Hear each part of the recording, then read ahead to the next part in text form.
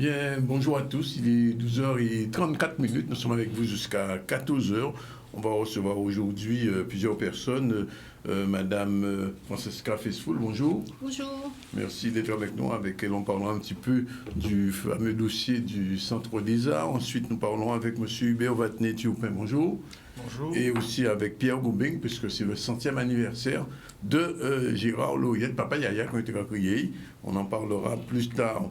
Thierry Vagaro, chargé de mission de financement de la Crèce, sera aussi avec nous. Et puis, on va terminer avec Jean-Luc Divel. Sinon, l'actualité, c'est l'inauguration de la grotte de Vieux Habitants avec Olivier Félix. C'est dit qu'on est allé à la rencontre des baigneurs, les amis de Lanscano, pour un mouillage qui paraît-il illégal.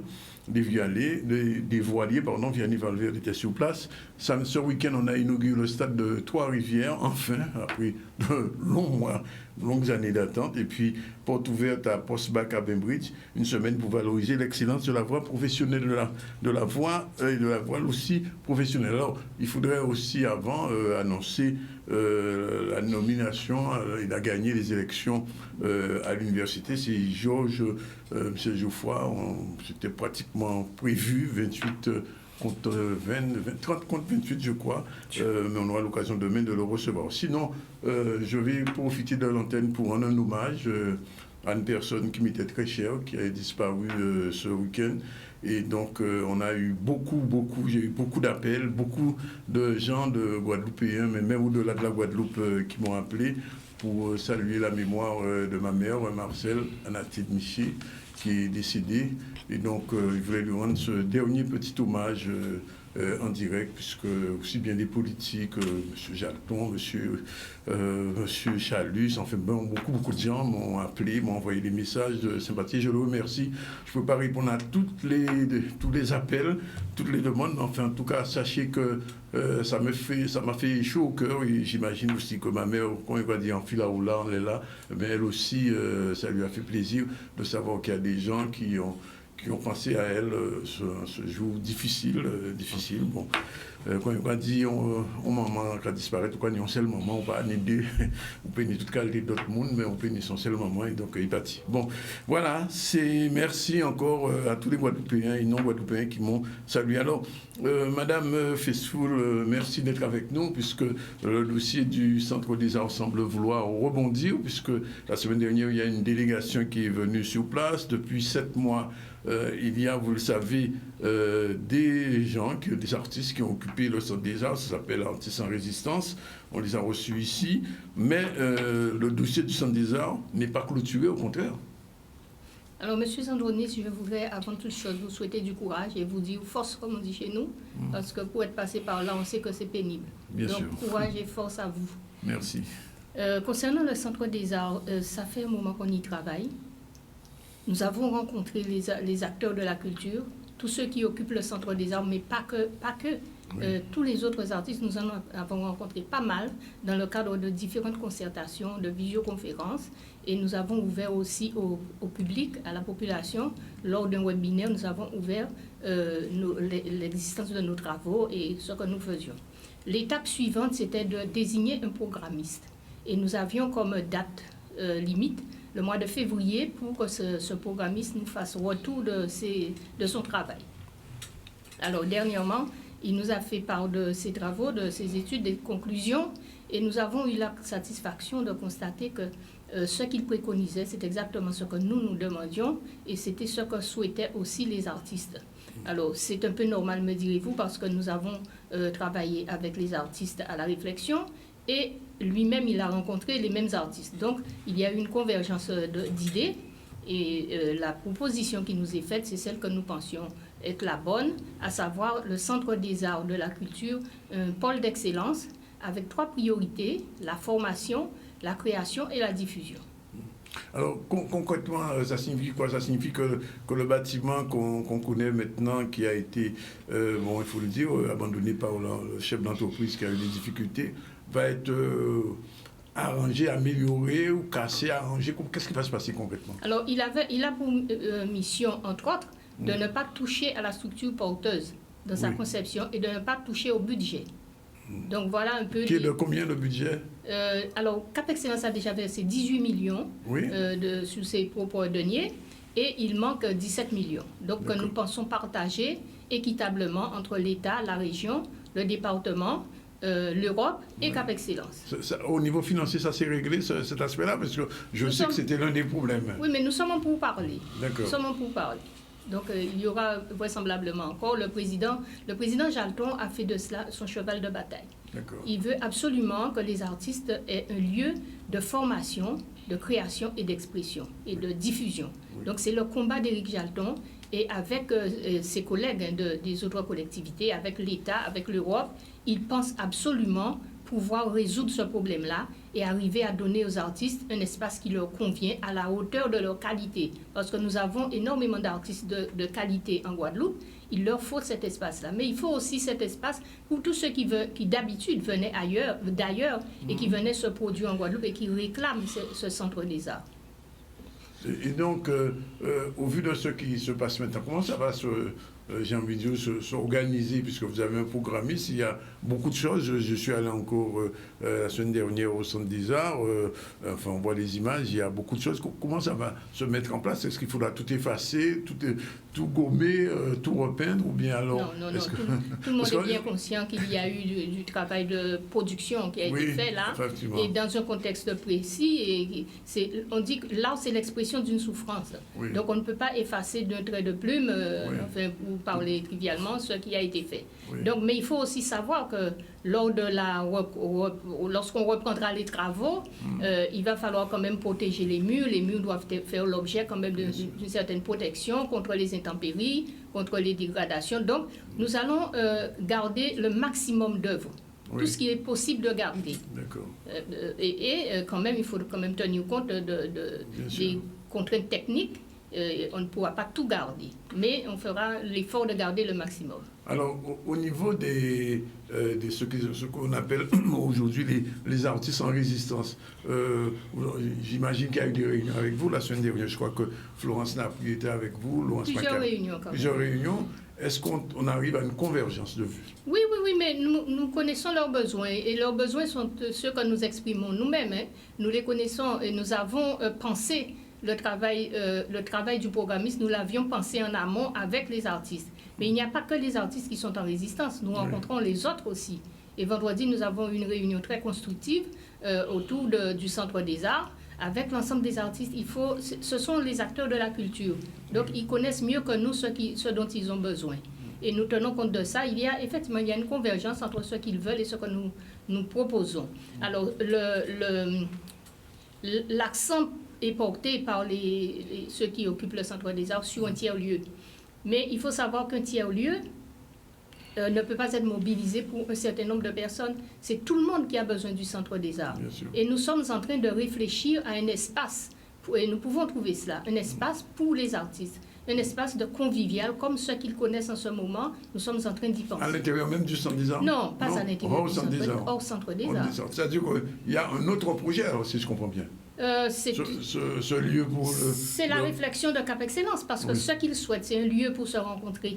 Oui. Donc nous réfléchissons à la question et nous pensons pouvoir trouver une solution. Oui. Alors je vais un petit peu plus loin. Le Centre des Arts appartenait à Pointe-à-Pitre jusqu'à il y a quelques années. Aujourd'hui, c'est devenu, entre guillemets, la propriété de Cap Excellence. Ça veut dire, au niveau de sa gouvernance aussi, des questions vont se poser et se posent déjà. Alors, on va revenir à la gouvernance. Cap Excellence, le Centre des Arts est situé sur le territoire de Cap Excellence, certes, mais ce n'est pas un équipement qui appartient à Cap Excellence au sens où nous allons nous l'approprier. C'est pas comme Sony, si vous voulez dire. Non, parce que Cap Excellence appartient à tout le monde. Oui. Et tout le monde y vient, la Guadeloupe tout entière. C'est la structure de la Guadeloupe. Oui, bien sûr. C'est une structure, j'ai envie de dire, régionale. Oui. Et donc, le Cap Excellence est sur Cap Excellence. Le Centre des Arts est sur le territoire de Cap Excellence, mais nous pensons le mettre à disposition de toute la Guadeloupe. Et c'est déjà le cas. C'était déjà le cas. Oui. Concernant maintenant, vous voulez parler de la gestion, le mode de gestion? Oui, c'est ça la question qui va se poser et qui se pose déjà. J'ai déjà entendu des bruits là-dessus. Enfin, je veux dire que qu'il fait là, qui est dirigé, qui est sacrifié, etc. Parce qu'on parle beaucoup de politique culturelle, on dit que la Guadeloupe a un gros problème, c'est qu'il y a des subventions, il y a des aides à la culture, mais il n'y a pas une véritable orientation culturelle. Alors, il faut se méfier des bruits qui courent. Ça fait beaucoup de désordre et ça ne donne pas beaucoup de vérité. D'accord. Alors, ce sont des bruits qui courent, mais nous pensons, nous réfléchissons. Nous avons vu un peu le fonctionnement du MACT. Oui. Le MACT était une structure qui était au départ gérée d'une certaine façon et réflexion faite, tout le monde s'est rendu compte et les gestionnaires aussi se sont rendus compte qu'il valait mieux se tourner vers un EPCC. Oui. Et donc, nous pensons nous inspirer de cela en réfléchissant bien, en regardant le fonctionnement, parce qu'il faut tirer les leçons de ce que l'on voit. Oui. Et donc, nous pensons que le PCC, c'est une bonne formule parce que c'est une formule qui fait appel aux collectivités, aux personnes qualifiées. Enfin, tout le monde y a sa part, tout le monde participe au conseil d'administration et c'est une bonne chose. Parce que vous avez dit tout à l'heure, c'est important, le CAPEX a investi déjà 18 millions, il y a encore 17 millions à trouver entre régions, conseil départemental, État, etc., peut-être même les fonds européens. Mais la gestion quotidienne de Centre des Arts, tel qu'il est, de même qu'on sait ce que ça coûte au MAC, ça ne va pas être un petit cadeau non plus. Non, alors il faudra que nous fassions attention quand je parle quelquefois de rentabilité, oui. Nous n'avons pas la logique du bénéfice. Dans la culture. Bon, la culture. Mais nous ne devons pas non plus nous trouver dans un déséquilibre financier. Tout à fait. Donc il faudra beaucoup de rigueur dans la gestion de cette structure et nous pensons mettre la rigueur qu'il faut pour ne pas nous trouver en difficulté. D'accord. Bon, alors, le prochain coup de pioche, si on peut parler comme ça vulgairement, ce soit quand? Alors, tout ce qui concerne les finances, ça va redémarrer en avril. De cette année? En avril, concernant les finances. Le montage financier. Voilà. Oui. Nous allons relancer ça à partir d'avril parce qu'il y a de nouvelles données. Vous comprenez bien que les choses évoluent. Je ne donnerai pas de détails, mais les choses ont tendance à évoluer. Donc, au mois d'avril, nous relançons le montage financier. Et après le montage financier, on verra ce qu'il y a lieu de faire. Parce que j'ai cru comprendre que le programme, ça parlait de 2023, c'est ça? Oui, mais nous gardons de lancer des chiffres.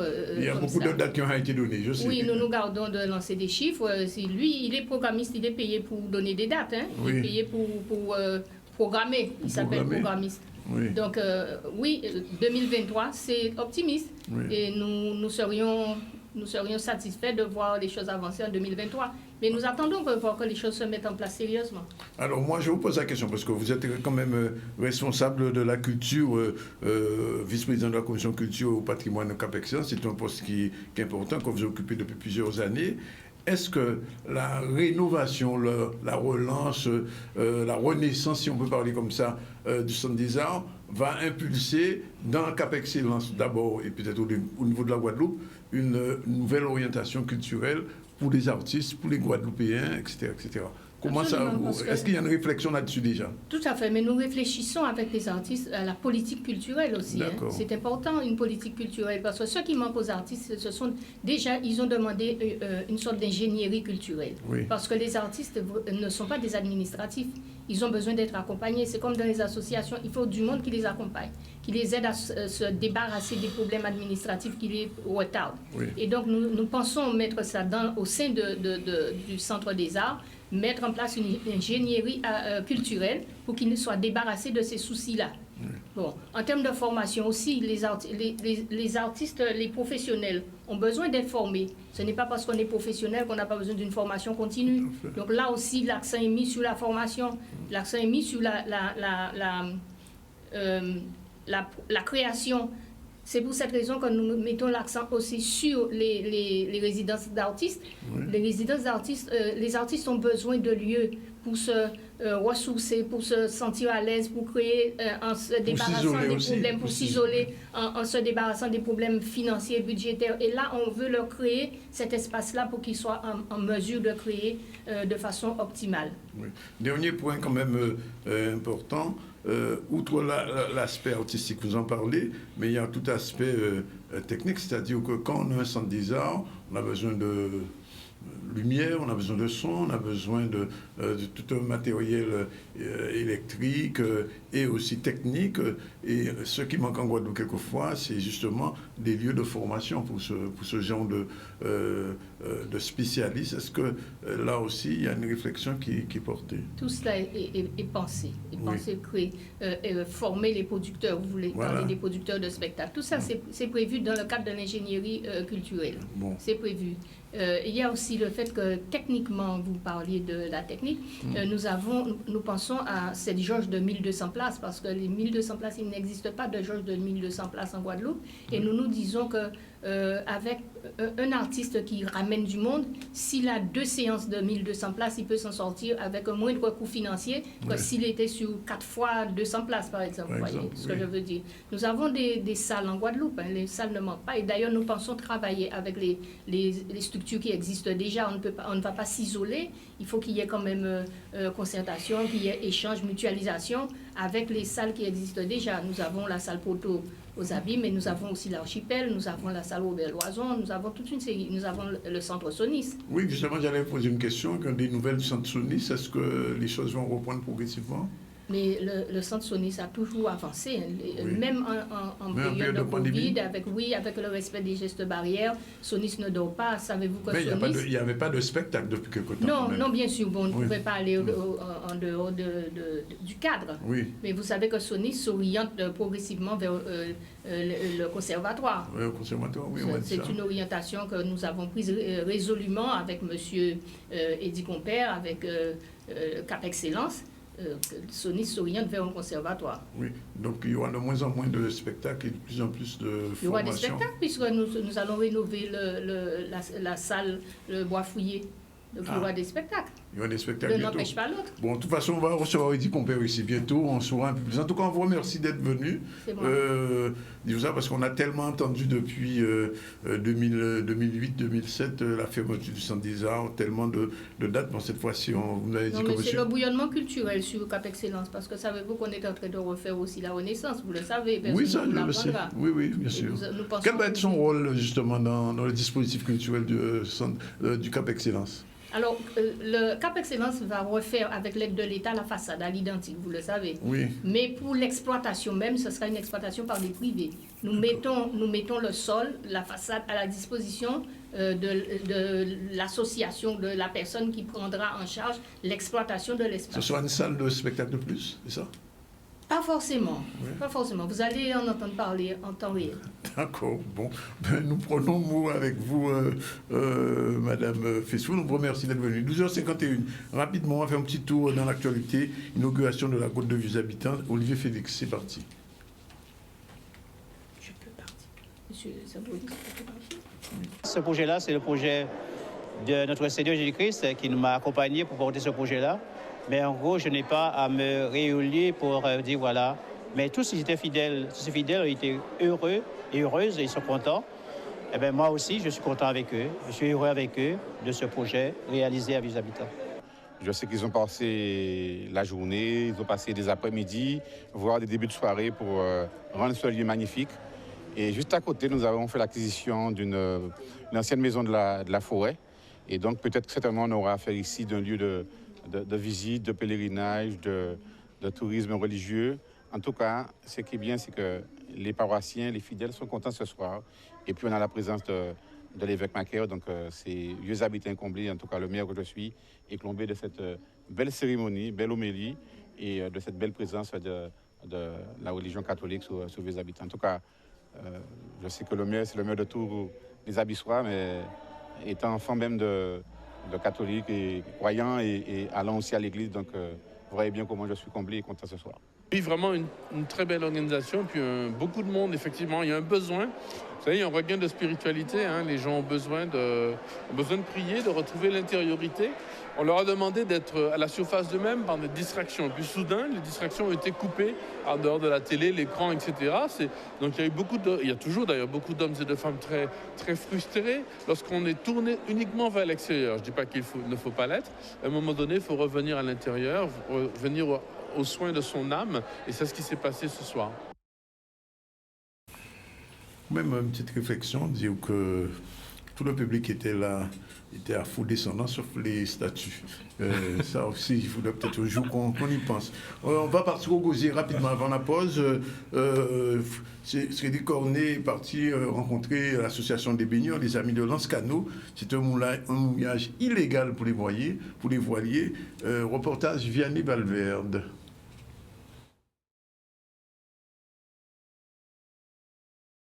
Ici en Guadeloupe, on nous dit qu'il faut attendre ci, il faut attendre ça, etc. C'est une compétence de la mairie, mais aussi une compétence de l'État. Le problème, c'est qu'il y a un mouillage illégal où des bateaux de plaisance se sont, ont mouillé sous le passage, sous un lieu, sous la plage où les gens sont appelés, où les baigneurs sont appelés à se baigner, et ce n'est pas normal, c'est pas normal, c'est même illégal. On a vraiment cet objectif, déjà, de racheter le parking de M. Vion. Mais en gros, on est en pleine négociation. C'est une somme faramineuse pour les impôts des gozériens. Donc, on est en train de voir sur quel point on pourrait trouver des accords avec lui. C'est un combat de tous les jours, mais on va y arriver, je l'espère. Le deuxième point, c'est les 4 voleurs, les 4 restaurants clandestins qui profitent du territoire de l'État et du gosier. Que nous sommes en procédure judiciaire et j'espère que très vite, on va détruire ces restaurants qui pénalisent la commune du Gosier. Et puis le dernier point, c'est bien sûr le mouillage organisé qui n'a pas été fait par l'ancienne mandature qui était là depuis 30 ans. Et donc, avec Madame Montou, qui est déléguée pour ça, elle va reprendre les AOT de ce mouillage, puisqu'on avait déjà donné à une élue et elle n'a pas fait. Donc, Madame Montou prend avec moi-même ce combat à bras le corps. Et donc, mardi, elle a rendez-vous avec les 2 autres maires de Sainte-Anne et Saint-François pour faire en sorte que la Carle puisse porter le mouillage intercommunautaire Gosier, Sainte-Anne, Saint-François. Donc, on travaille dessus. Et vendredi, avec les représentants des associations, notamment de Los Canos, on va aller en préfecture pour leur dire le calendrier pour pouvoir mettre les choses en place et bien sûr le financement qui va en face. Il prend le train en marche depuis 2014 avec l'ancienne municipalité, avec le sous-préfet, l'ADA, le directeur des affaires maritimes. On s'était rencontrés. Il y a toute une étude qui avait été faite et entre-temps, rien n'a bougé. Au contraire, on voit des bateaux qui commencent à venir de plus en plus nombreux mouiller dans cette baie. Donc, il nous a promis une première rencontre vendredi avec le sous-préfet, mais nous attendons la réaction du sous-préfet. Et suite à cette rencontre avec le sous-préfet, nous saurons quoi faire. Directement par cette fois-ci vers Trois-Rivières, où le stade enfin a été inauguré en grande pompe ce week-end. Tout le monde était là. On a vu, il y a même eu un match amical entre la JTR et la JSVH. On regarde un peu ce reportage de Alexandro Dover, ce dernier sujet avant la pause. C'est parti. Trois-Rivières retrouve un stade. Il est temps pour nous de faire en sorte à ce qu'il puisse vivre, retrouver ces enjeux d'antan et permettre à ce que toute une population puisse revivre à travers ce stade. Quand nous avons vu l'état de ce terrain, j'ai été vraiment étonné. Que tout a été abandonné, il y avait des herbes de plus de 3 mètres, comme on dit chez nous, acacias banquelins, et même la piste d'athlétisme même a été déformée. Et tout de suite, dans le cadre de la région à domicile, nous avons tourné dans toutes les 32 communes de la Guadeloupe. En venant ici, le maire nous a demandé un accompagnement. Après un budget de plus de 4,5 millions sur 5 millions, nous avons encore mis une rallonge de 2,2 millions pour pouvoir finir ce stade et permettre aujourd'hui à ce que l'équipe de Trois-Rivières, la JTR, affronte la JVF Vieux-Fort et que la population puisse être dans un stade, dans une tribune couverte. On a dû faire des travaux sur la tribune, dans les vestiaires, sur le terrain, reprendre le gazon, mais enfin, on a dû tout reprendre pour pouvoir accompagner les Trois-Riviériens. Donc c'est une fierté pour nous aujourd'hui, pour la Ligue de football, de savoir qu'aujourd'hui, ils ont un outil pouvant répondre à l'attente de la Ligue européenne de football. Mais la population de Trois-Rivières doit savoir que nous sommes une équipe municipale. Les choses ne sont pas si faciles, mais nous continuons à travailler et nous allons le faire en totale transparence, en totale responsabilité. Nous sommes là pour servir et nous allons servir notre population jusqu'au bout. Voilà, il est 12h58, on prend la première pause. On se retrouve tout à l'heure avec Pierre Gouping et aussi avec Hubert Vadné. Si vous voulez, avec eux, on va parler de Papa Yaya. C'est dans un instant. Voilà, il est exactement 13h04. On profite pour saluer l'arrivée de M. Thierry Vagarou. Bonjour. Bonjour à tous. Chargé de mission de financement de la CRES, on en parle beaucoup. La semaine dernière, il y avait une opération à Capesterre, justement, sur l'économie sociale et solidaire. Il y avait un webinaire. Je ne sais pas si vous y étiez, mais enfin, ça s'est bien passé. Toujours. On va y revenir tout à l'heure. Pour l'instant, on revient, mais on ne va pas quitter Capesterre, puisqu'on reçoit deux Capestériens de la Guadeloupe, Capesterre Bello. Monsieur Pierre Goubing, bonjour. Goubing, bonjour. Oui.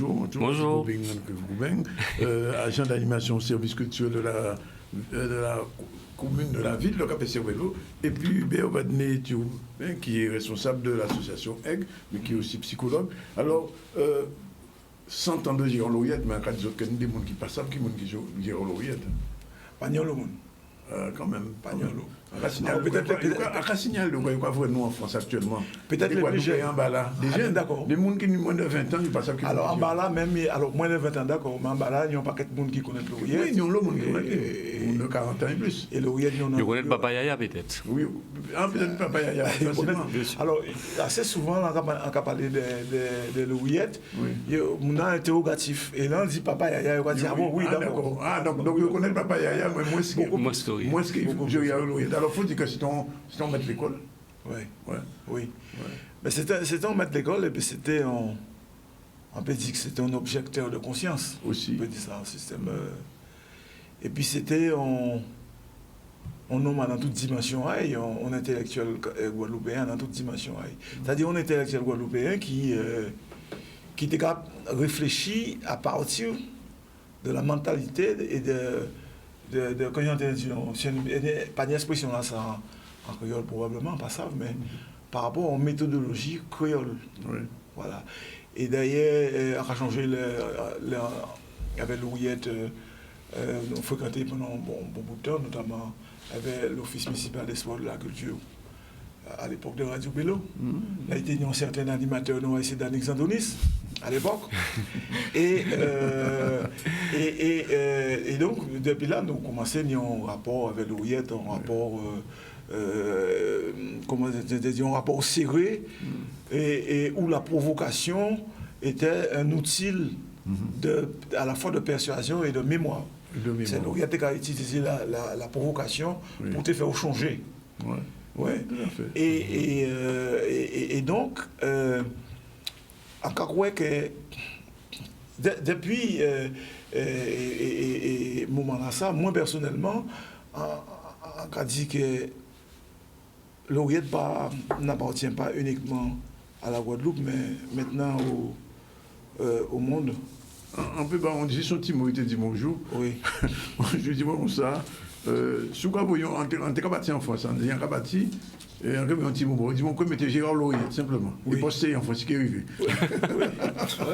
Oui, mais à la plaque d'immatriculation à un Jeep Lauriette Denis, il était marqué Gérard Lauriette Guadeloupe là-haut. Oui.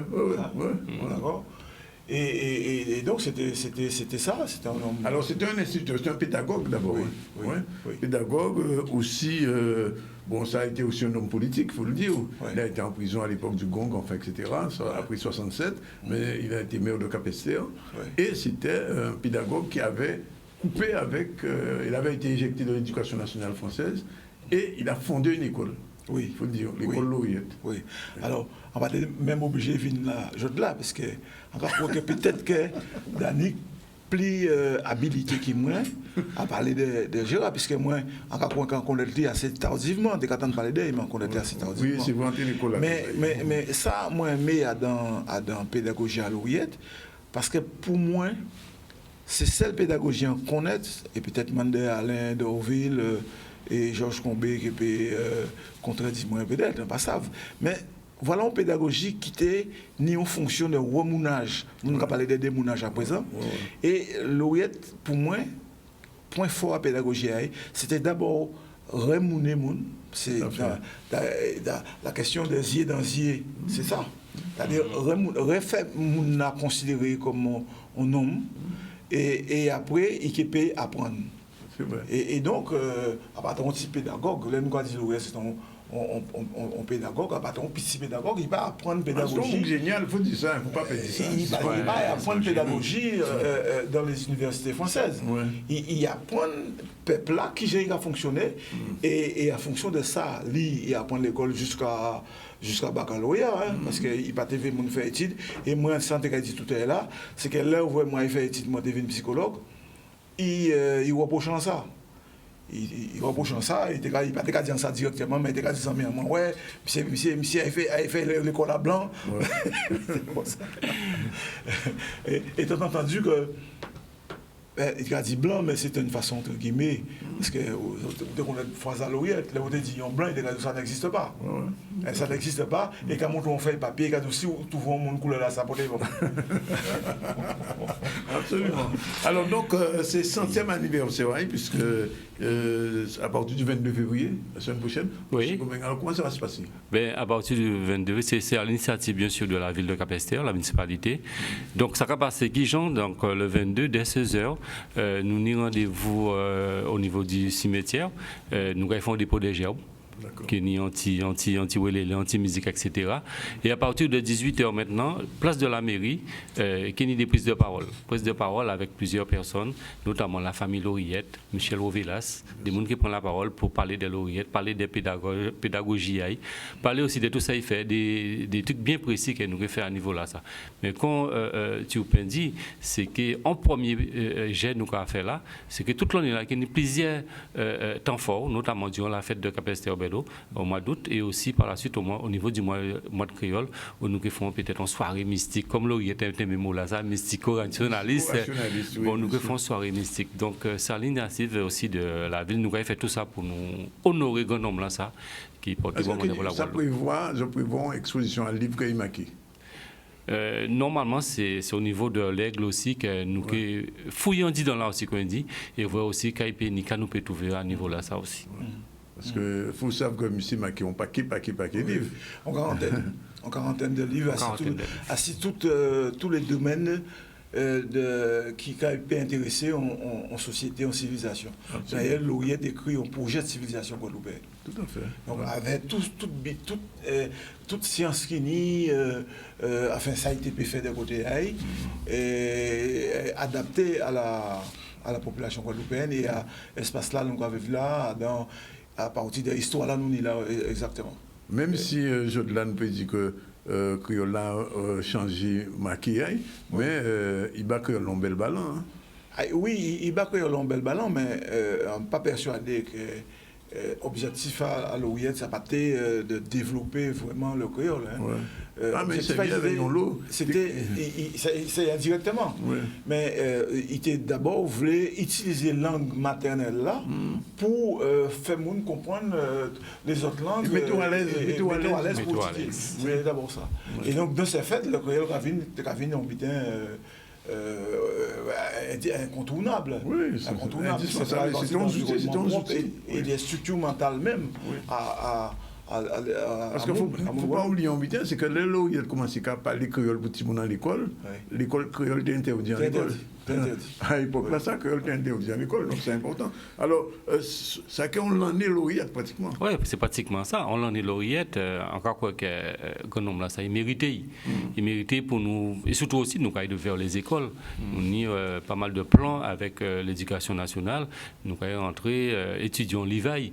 Donc, tout ça qui est entré là-dedans, parce que, bon, il faut les petits aussi, ça a déjà fait, mais nous voulons accentuer ça encore, accentuer connaissance à Lauriette. Qui est-ce qui gère qui papa yaya, qui fait, qui pas fait. Et voilà aussi, tout combat là est mené là, et surtout aussi, famille là qui m'a trouvé très très émotive, les nous dire que nous avons fait ça, ça a été phénoménal les nous rencontrer. Imaginer. Ah ouais, ça a été bête. Mais Hubert, moi j'ai envie de poser une question là, parce que moi j'ai posé, est-ce qu'on joue pédagogie à Lauriette dans l'école non qui s'est vieille? Il y a qu'à poser une question là, pourquoi? Parce que quand il est là, il y a quoi, c'est vieux, on pile les bons pédagogies qui montent souris, vous savez ça, sont italiennes qui ont inventé ça, bon, ça n'a pas fonctionné, mais est-ce que pédagogie à Lauriette, on joue, ça qui peut servir pour tout le monde Guadeloupe et tout le monde d'autres pays, pas seulement pour Guadeloupe? Alors, il y a d'autres pédagogues en Guadeloupe, hein, oui, Alain Dorville, par exemple. Oui, en cité Alain Dorville, en cité Georges Combé, il y a d'autres monde qui est pédagogue. enfin qui crée aussi des outils adaptation pédagogique à eux et les outils pédagogiques à eux. Mais pour moi, jusqu'à ce jour, pour ça, moins honnête, mais peut-être c'est parce que c'est moi président à l'association EG que on parler en tant que personne qui j'en ai dit, ayant un parti pris. Oui. Et donc, pour moi, pédagogie à l'Oriette, c'est jusqu'à ce jour, alors il y a certainement d'autres, il ne faut pas dire des bêtises, mais qui adapté à l'histoire des peuples à peuple à ça. C'est-à-dire à toute blessure peuple à ça et qui tiennent compte des environnements et des constructions mentales. C'est pour ça qu'il était dit aussi Lauriette, Gérard et Papa Yaya, il était dit il parapsychographe. Ouais, il a dit ça. Et donc, il crée une pédagogie qui est complètement adaptée à la structure mentale. Mais peut-être que nous avons une évolution sociale où les gens estimé qu'il n'y a pas besoin de retourner en arrière. Parce que pour nous, étudier, enfin pour un certain monde, étudier ça y a dans l'histoire à nous, c'est retourner en arrière. Alors, on n'est pas encore arrivé à un stade en Guadeloupe où l'histoire deviendrait une espèce de colonne vertébrale pour se construire. À partir de ça. Et c'est nécessaire. Et c'est à partir de l'histoire et des traumatismes, notamment à l'esclavage, que Lauriette a dit, bon, où sont le monde? D'abord, où sont le monde?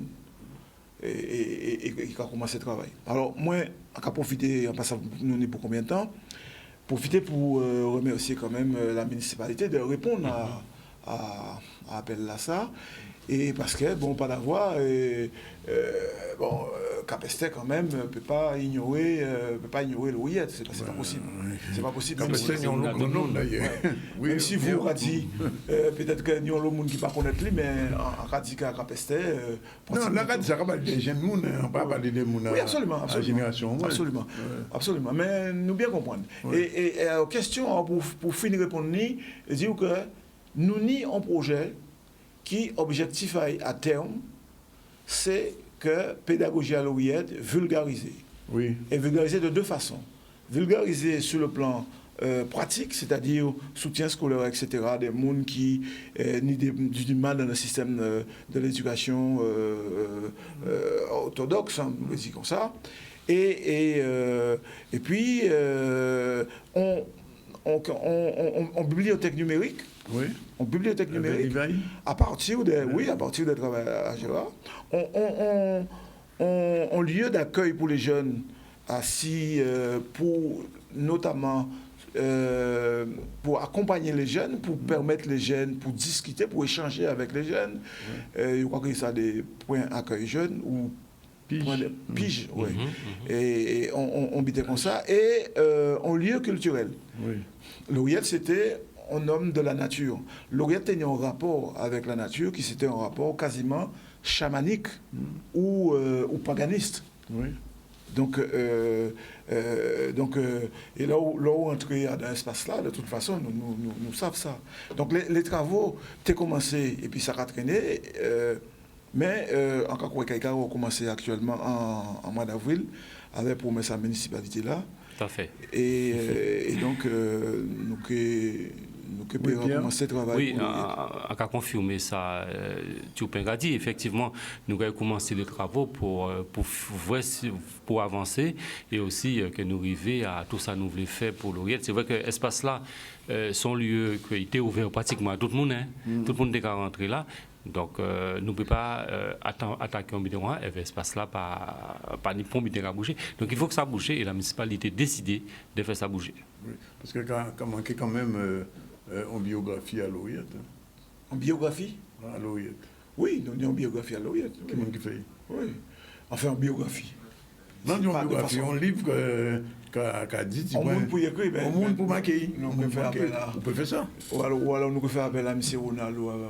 Aussi. Moi-même peut-être, mais il y a des gens qui sont en train d'écrire sur Lauriette. Oui. On y Georges Combé et on y Max Ménafon. Qui est assez avancé dans l'hiver. D'accord. Oui. Bon, alors, donc, top départ le 22. à 4h de l'après-midi, dépôt de gerbe au cimetière, et puis ouverture de l'année Papa Yaya, place de la mairie le même jour à 18h, et puis d'autres manifestations qui suivent au cours de l'année aussi qu'il y a des débats sur certains thèmes que nous pouvons choisir. Nous pouvons faire dans des différentes sections de Capester. Nous pouvons aussi peut-être dans notre commune aussi, hein, trouvons association. Comment ça à Bastet? À Bastet, oui, effectivement, vers Gervais-Riach, par là. Hein. Et l'Oyet commence par là. Il fait aussi côté enseignant premier, c'est l'habitué Capester. Donc nous pouvons faire des bitins. Donc nous pouvons décentraliser tout ça parce que, comme tu peux dire, l'Oyet c'est l'homme, pas seulement Capester. Mais la Guadeloupe d'ailleurs aussi. Oui, son grand Guadeloupéen. Un grand Guadeloupéen. Et c'est nécessaire. Et on espère que pour 1000 années, c'est une première année. Oui. Il faut nous imaginer l'année sur le plan international. Oui, c'est ça que je dis. Oui. Oui. Parce qu'il y a un contact au niveau international. Ah oui, mais l'OIET ni des écoles au Canada, en Belgique, en Allemagne et en Afrique à utiliser pédagogie à l'OIET. Et qu'en Guadeloupe, nous pourrons se vivre. C'est ça qui est triste là. En tout cas, merci de Vigny Azote. Nous comprenons pour le 22. De toute façon, Canal dit que là, c'est évident pour journée là ça, pour ouvrir journée là ça, et puis nous suivons tout ça qui est fait pour Papa Yaya. 13h20, nous pas changer de sujet. Ajouter, on va quand même solliciter vous et puis télévision et enfin Canal 10, oui, bien télévision sûr. à ça, pour qu'on imagine un jour que nous on vrai débat sur la pédagogie de l'OIET avec des spécialistes et que ça prend nous, ça prend une minute, là on paraît, que nous pouvons faire ça. Quand on dit Georges Boucaou, là on paraît, nous qu'il y a Paris. Pas de problème. Merci beaucoup. Sujet, on va parler de la CRES et de la chronique sur l'entrepreneuriat dans le S. Et on salue donc M. Galao. Alors, Vagao, bonjour. Oui, bonjour. Alors, première question, qu'est-ce qu'entreprendre dans l'économie sociale et solidaire, c'est très important. Oui, déjà, bonjour à tous et à toutes. Entreprendre dans l'ESS, c'est répondre à un besoin du territoire. Oui. Bon, via plusieurs secteurs, on a l'action sociale, développement durable, handicap, mais tout en mettant au cœur du projet l'humain. Oui, c'est ce qui est important. Alors, c'est ça. Quelle valeur doit avoir une structure, un projet? C'est parce que beaucoup de gens veulent maintenant, entre guillemets, faire de l'ESS, mais ne savent pas les valeurs du basique. Donc, pareil, c'est de manière très simple, je vais les lister. Donc déjà, il y a la poursuite d'une utilité sociale. Donc, comme on l'a vu, c'est répondre à un besoin social, avoir un impact social. Ensuite, toujours avoir un modèle économique viable, très important, comme dans l'économie de marché. Ensuite, avoir une lucrativité limitée, c'est-à-dire que la plupart des bénéfices créés vont être investis. Voilà, la plupart. Ensuite, il y a aussi des questions... Ça veut dire que dans une économie de presse, il n'y a pas d'actionnaires qui récoltent des dividendes à la fin de l'année, c'est ça? Ah non. Donc la plupart vont être investis pour la structure, pour les salariés, mais essentiellement pour la structure. Ensuite, il y a la gouvernance démocratique. La gouvernance démocratique, c'est quoi? C'est quand la plupart des décisions, réflexions de la structure vont être partagées, vont être votées, vont être débattues par l'équipe dirigeante, entre les salariés, mais majoritairement par l'équipe dirigeante. Et ensuite, il ne faut pas oublier l'égalité homme-femme. Oui, très important aussi. Ouais. Alors, on a une vidéo. Oui, c'est ça. Qui va illustrer en fait vraiment toutes les valeurs.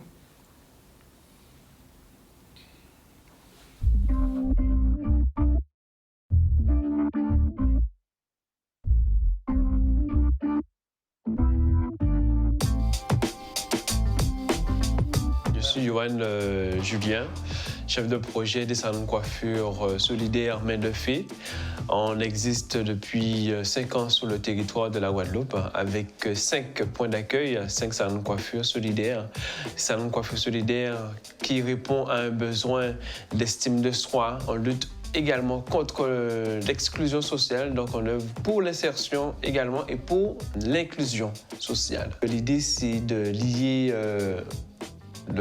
l'économie, c'est-à-dire une structure économiquement viable avec le pôle social. On vient en aide à des personnes qui sont éloignées de l'emploi, qui sont issues d'une situation aussi financière pas stable.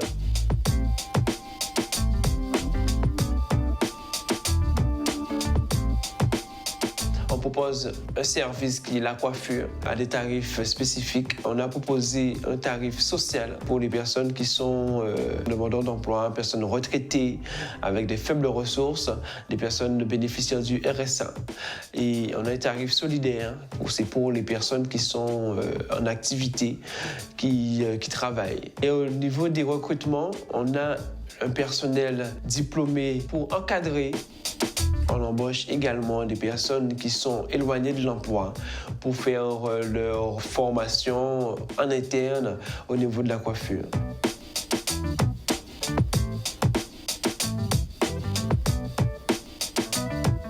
Grâce au Fonds social européen, le projet a fait un bond extraordinaire. Dès validation du projet, on est passé à 18 salariés. Donc, on a pu faire l'embauche de 11 personnels en insertion et 7 personnels encadrantes. Avec le FSE, c'est vraiment une alternative et un bon outil de développement, de concrétiser son projet.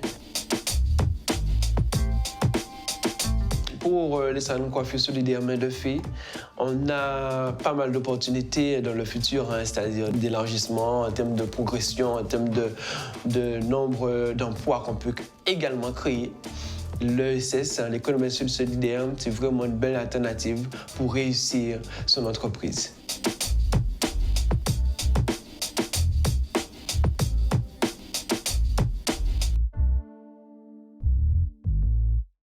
Voilà donc une bonne illustration pratique de ce que c'est que l'économie sociale et solidaire. Alors, la question qui se pose, quel écueil les porteurs de projets peuvent-ils rencontrer quand ils veulent s'inscrire dans l'ESS? Donc, comme on l'a vu, ou comme je vais bien développer, donc les porteurs de projets sont confrontés aux mêmes problèmes que les entrepreneurs classiques.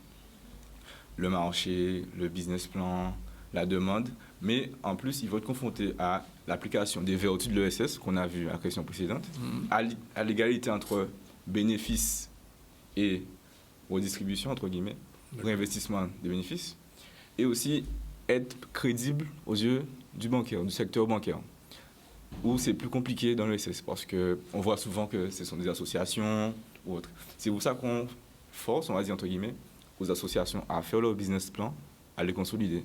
Mais alors, c'est quoi un business plan pour ceux qui ne savent pas?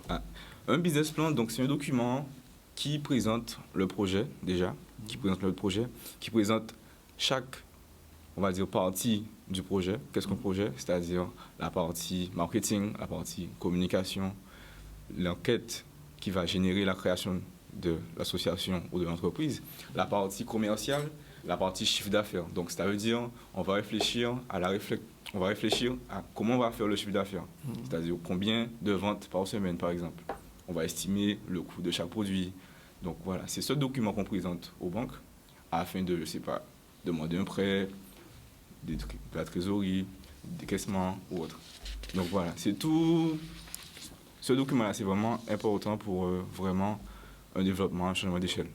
Donc, ça signifie que l'entreprise, le SS, ça devient une réalité si on suit cette méthodologie. Oui, voilà. Après, il y a toujours les statuts et la loi de 2014, la loi Hamon, qui définit le secteur. Mais si déjà un entrepreneur, entre guillemets, social de l'ESS applique, il est déjà bien parti. Alors, donc, vous restez disponible pour un questionnement éventuel, un numéro de téléphone peut-être? Oui, déjà, on reste disponible pour toute demande liée à l'ESS.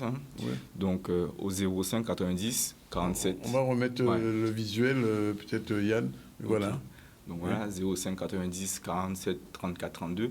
Par mail aussi, contact@cres-du6-ile-de-guadeloupe.fr et le site internet www.cres-du6-ile-de-guadeloupe.fr. Voilà, mais merci. Donc, aussi, j'aimerais préciser que sans l'aide du conseil régional, du département, de l'État, du FSE, ça n'aurait pas été possible. Donc, il faut les servir aussi. On a bien compris. Merci. 13h28, deuxième pause. On devrait recevoir dans un instant notre ami Jean-Luc Divial. Est-ce qu'il est arrivé? Toujours pas? Non, pas encore. Pour l'heure, on va prendre la deuxième pause et puis on va conclure avec les deux derniers sujets qui nous restent dans un instant. Restez avec nous. Retour sur le plateau du ZTL News, il est 13h35. Même si le bac a été un petit peu revu, corrigé, repoussé, on pense déjà pour les étudiants, les futurs étudiants, ceux qui sont encore lycéens, au post-bac. Et il y avait une opération porte ouverte, Vernis Valverde s'est rendu sur place, on regarde. Aujourd'hui, c'est donc une journée assez particulière pour le lycée parce que c'est notre journée portes ouvertes. Nous accueillons le public pour présenter toutes nos filières post-bac, que ce soit les prépas scientifiques, économiques, DCG, également nos 3 BTS. Et donc, c'est le moment pour que les étudiants qui sont déjà en place présentent justement leur filière à des futurs étudiants qui seront donc potentiellement intéressés par venir chez nous. C'est un succès, les gens ont répondu, les élèves des autres lycées d'ailleurs ont répondu et puis même Bainbridge est assez représenté là. C'est un moment important parce qu'on sait que les classes préparatoires de Bainbridge au niveau académique, c'est un espace très demandé par nos étudiants, mais je pense que mieux ils seront informés, mieux aussi pourront asseoir leurs projets.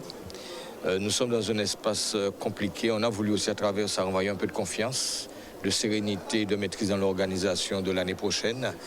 Et malgré tout ce qu'on a vécu, pandémie, des mouvements sociaux, des moments comme cela permettent à notre jeunesse, aux parents, de se projeter avec plus de sérénité. Assez souvent, ça reste des élèves qui sont intéressés. La démarche de venir jusqu'au lycée montre déjà un intérêt pour la filière et également le lycée. Et c'est assez souvent positif. On en retrouve assez souvent justement dans nos filières à la rentrée. Généralement, ceux qui font le déplacement, ce sont les élèves sérieux. Donc, ils finissent assez souvent chez nous. Les nouveaux locaux, c'est un atout. Oui, les nouveaux locaux, c'est pour nous positionner un peu ce qui se passe au niveau national. On a besoin de préparer notre jeunesse dans des espaces plus performants. Je crois que la volonté y était, mettre d'autres qualités à travers ce que la collectivité régionale met en place pour permettre une meilleure promotion de notre jeunesse et permettre aussi que quand les concours arrivent, nous soyons, je dirais, pratiquement en termes de formation aussi bien préparés que ceux de l'Hexagone, parce qu'il n'y a pas de concours pour la Guadeloupe. C'est un concours national, ce qui veut dire que les contraintes que nous rencontrons, que ce soit des mouvements sociaux, que ce soit la pandémie, on doit arriver à contourner tout cela pour que nos élèves ici, nos étudiants, soient aussi bien préparés que ceux de l'Hexagone. Voilà, et effectivement, c'est très important pour les étudiants, cette journée porte ouverte. J'espère que le lycée, les autres lycées suivront cet exemple. On va terminer avec une semaine pour valoriser l'excellence de la voie professionnelle. C'est toujours dans le même esprit de permettre aux jeunes d'avoir des orientations. Reportage Maxime Morel. Déjà depuis 2018, la transformation de la voie professionnelle a fait évoluer les méthodes pédagogiques en travaillant plus sur des projets, sur des familles de métiers, sur de la co-intervention, c'est-à-dire vraiment donner aussi du sens aux apprentissages des jeunes et qu'ils voient l'excellence même de la réalisation qu'ils vont pouvoir produire. Les filières professionnelles jouissaient d'une espèce de refus des élèves, etc. Il y avait une image un peu négative sur les sections professionnelles. C'est pour ça que cette semaine de lycée professionnel est organisée, justement pour revaloriser toutes ces sections.